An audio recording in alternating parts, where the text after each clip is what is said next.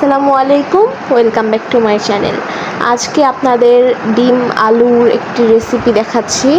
আলুর মধ্যে একটু লবণ, পেঁয়াজ, রসুন, জিরা বাটা, হলুদ, মরিচের গুঁড়া, কাঁচামরিচ দিয়ে কষিয়ে নিতে হবে খুব ভালোভাবে।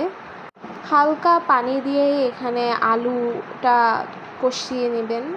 এবার একটু তেল দিবেন, তেলটা আগেও দিতে পারেন, কোনো সমস্যা নেই। এরপরে পানি দিয়ে ডিম ছেড়ে দেবেন।